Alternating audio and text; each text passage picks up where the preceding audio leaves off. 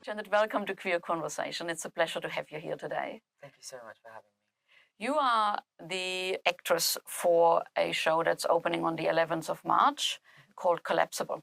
Yes. And it's a really interesting concept and different type of show where a lot of technology is involved with it. So first of all, what is your character all about? Well, in the show, I play a character called Essie, who I think is a reflection of a lot of different people. Certainly, she likes to think so. But she is a woman who's lost her job, lost her partner, and is kind of in a bit of a downward spiral, really, in like one of those periods in your life where you're just not really sure what's next.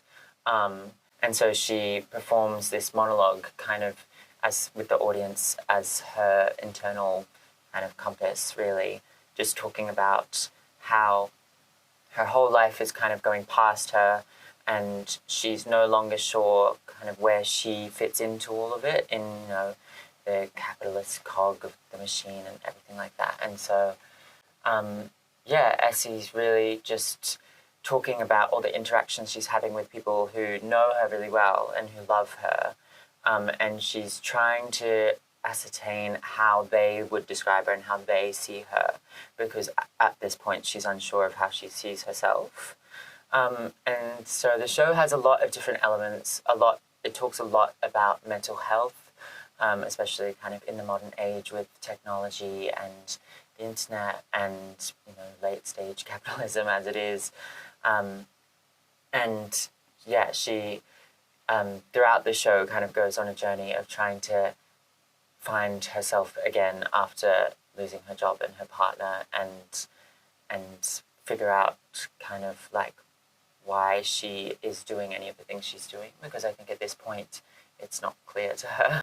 And yeah, she finds, I think, that she's in a bit of a routine and repetition.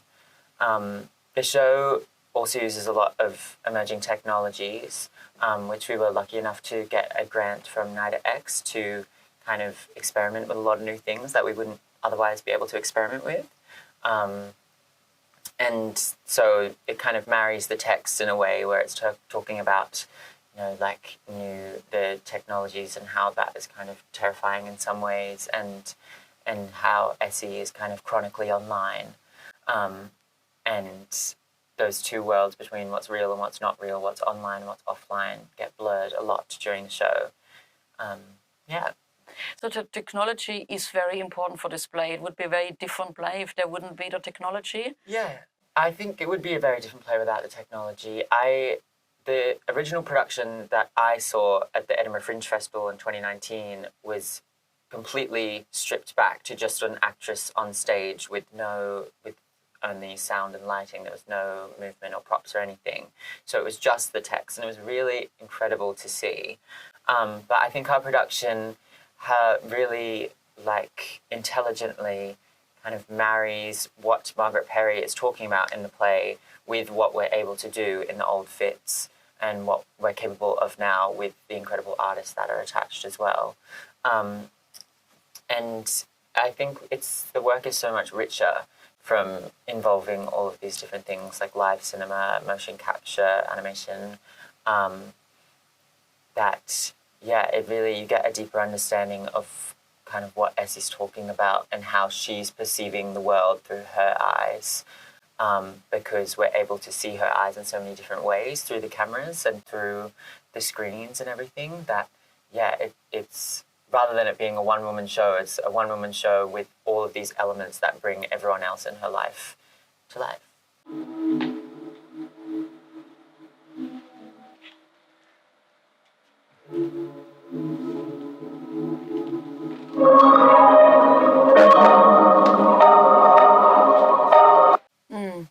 What attracted you to that role?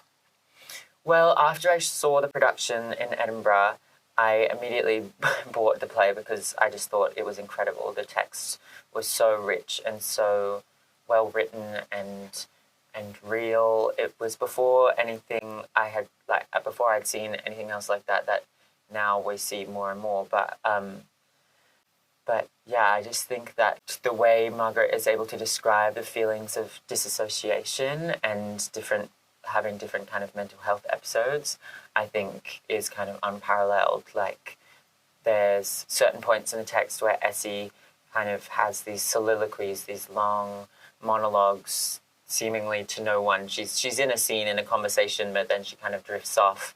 And it's just beautifully poetic in the way that she's describing how she's feeling. That really attracted me. But it's also incredibly funny.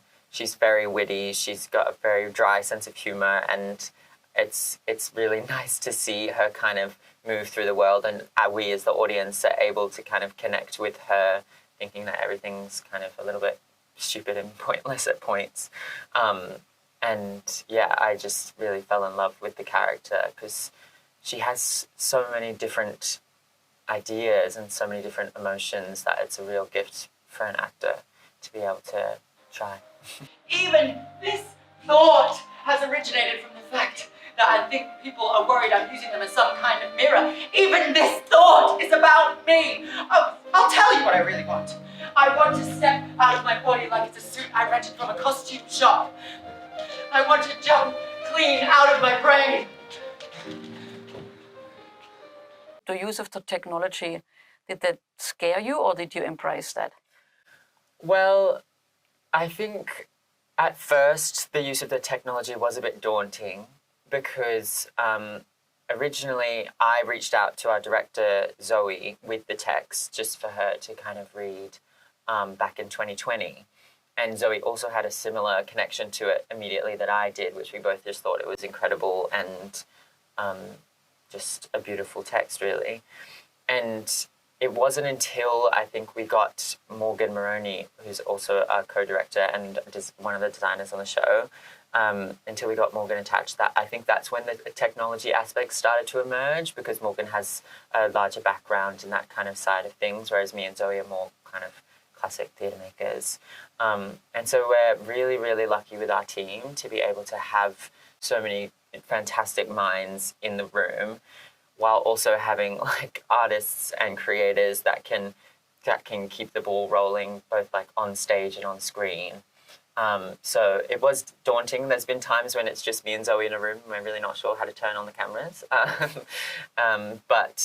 But yeah, we've been really lucky to get so many incredible artists attached to the show that now I'm just very excited to see what we can pull off, because we were lucky enough to do a week's development at NIDA through the NIDA X program. And in that week, we were able to achieve so much in terms of the use of this program called Unreal Engine, which basically is boundless, and you can create these whole immersive worlds on the screen that you can just keep going and adding and creating and making more and more rich. That yeah, I'm just so excited to see what we can pull off in a couple of weeks. Did you go to NIDA? And so when you were studying at NIDA, do you learn about this interactive technology? I graduated last year in November. I guess I graduate this year. But in the last few years, they've tried to engage more technology aspects, and we work slightly more with the designers, but it's really kind of learning on the job, particularly for this show.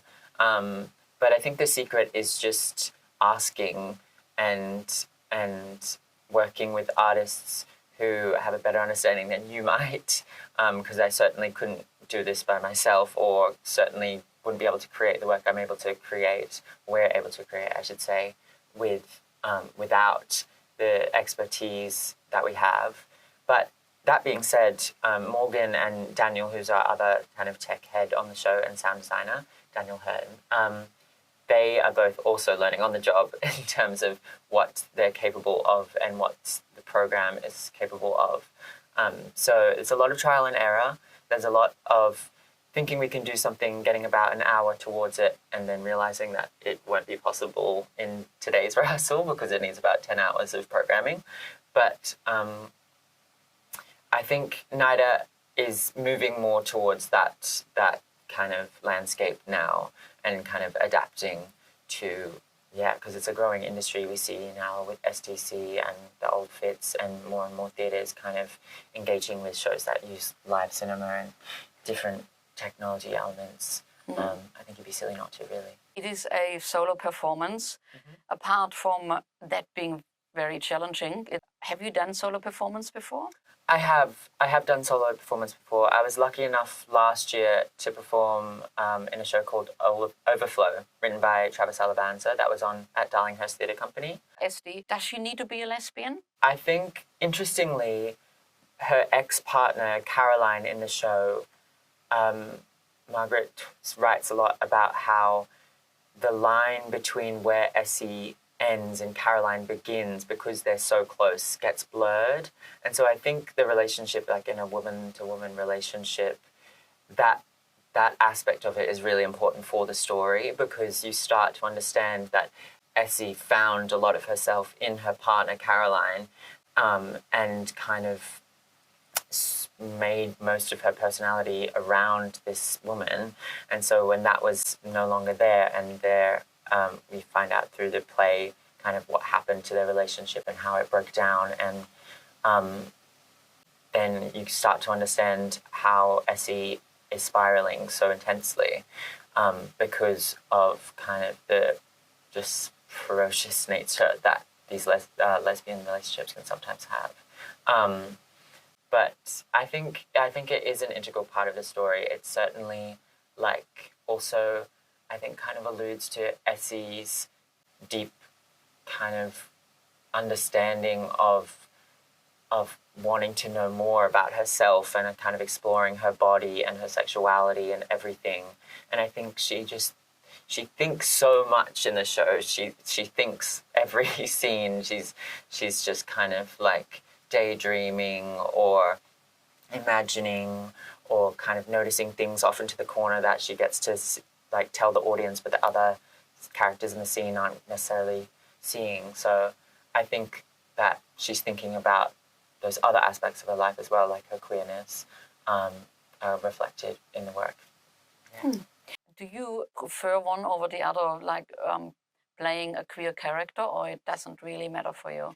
I certainly prefer playing queer characters. I just think as an actor, I'm always able to give more and have a more authentic response, even reading, performing, writing, all of that. I have and will play straight or cisgendered characters as well. But I think with being able to play queer characters, it just adds so many more layers to the performance.